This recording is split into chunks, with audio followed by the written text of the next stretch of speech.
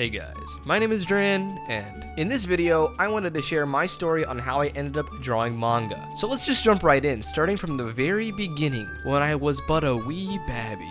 Since I can remember, I've always liked art. Drawing stuff that I thought about in my little brain. I still remember gathering a ton of printer paper and stapling them together to make my own comic books. The things I drew were mainly Sonic. I was obsessed with Sonic as a kid, so I pretty much drew nothing but Sonic in those books. All of my childhood drawings are fortunately gone. They're gone with the wind, I don't know where they went, but they looked something like this. So trust me, you're not missing out. By the time middle school rolled around, I had gotten okay enough at drawing to where I'd be drawing and people approach me and say, "You drew that?" Yeah, I did. Wanna draw me? No. Well, why not? I don't want to do that. Or saying something like, "I can't even draw a stick figure, this is crazy!" I'd gotten good from just drawing a ton and trying to draw stuff I would find on the internet as well. But I was excited mainly for the actual art classes in middle school. And my first experience was mediocre to say the least. I went to public school, so I wasn't expecting a fantastic experience, but I was at least expecting education. I know I might have been expecting too much there, but what can I say? I'm just a silly goofball. So after 6th grade, I moved and switched schools for 7th grade, thinking, okay, new school, new me, new art class. I then found out there was no art class in that school. And then after 7th grade, I moved again to a new school in 8th grade. And wouldn't you know it, this school had an art class. Yay.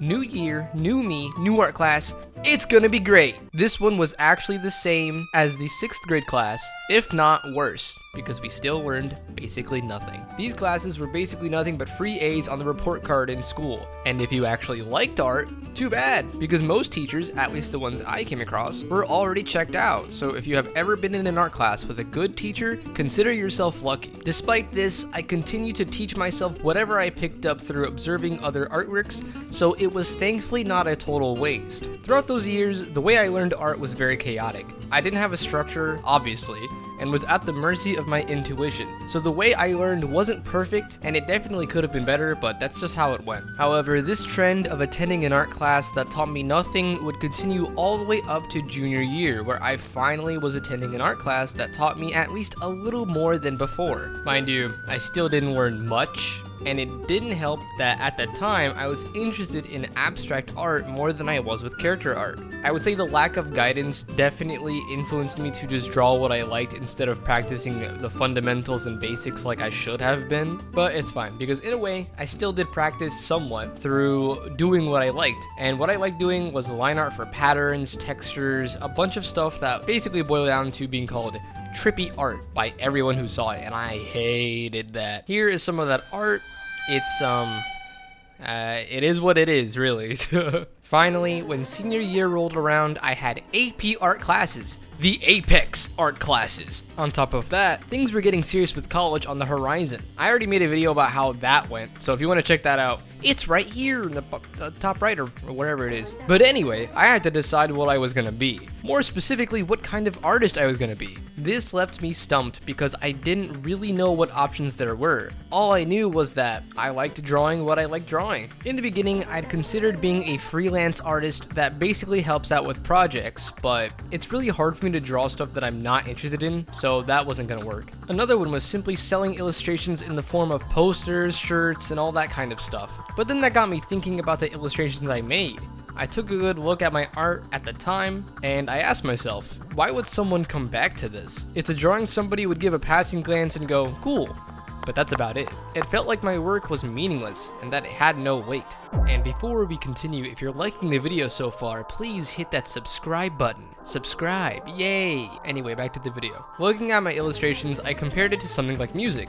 There's a reason why you listen to songs over and over again, right? It provides an experience that you remember. With movies or animations, they also provide an experience that you'll remember. This isn't to imply that illustrations overall don't provide an experience, but I figured that my illustrations would have to be 10 times better than what they are now to do that. Ultimately, this led me to believe that illustrations weren't good enough, and instead I should pursue a type of media that would be more memorable without needing to be a Picasso-level artist. And that media was manga. This is what led me to making manga. I had always loved anime and manga since I was a kid, and I'd never considered this option before because I always assumed that it was a team of people working on it, from how good the quality was. But when I found out that manga was often made by just one person, I said something like, At the core of it, stories have been integral to human history. They have been used to pass down knowledge, traditions, and cultural values from generation to generation. They also served as a means of entertainment that brings people together with how they relate to it. It was the kind of thing that had me like, oh yeah, duh, if I make my art have a story, then it has meaning and weight, even if my art sucks ass. Stuff like One Piece, JoJo's, Baki, and Hunter x Hunter had inspired me so much growing up that the idea of creating my own world along with portraying themes I felt strongly about was fascinating.